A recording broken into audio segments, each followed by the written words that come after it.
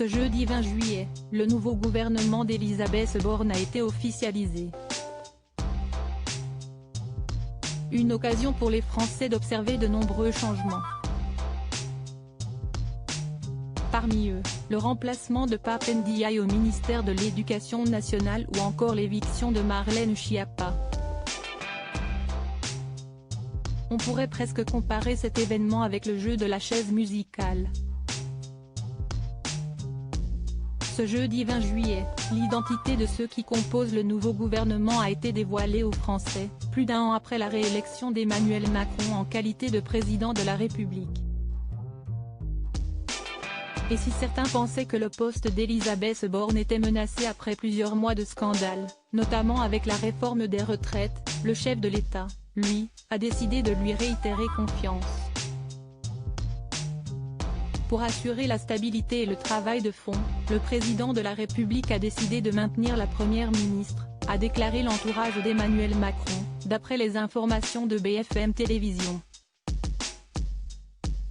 Une question se pose alors, quels autres ministres restent à leur poste, et qui doit prendre la direction de la sortie?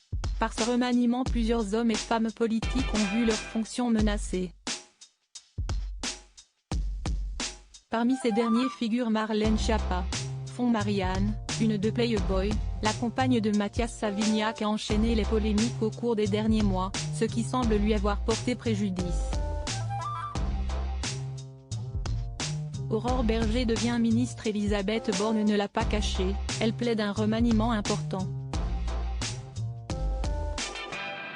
De ce fait, Marlène Schiappa quitte officiellement le gouvernement.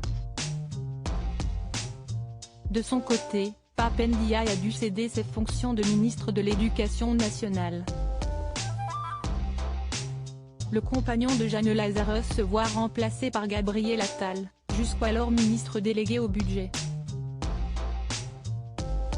Même scénario pour François Braun, qui se voit remplacé par Aurélien Rousseau, l'ex-directeur de cabinet d'Elisabeth Borne, au ministère de la Santé.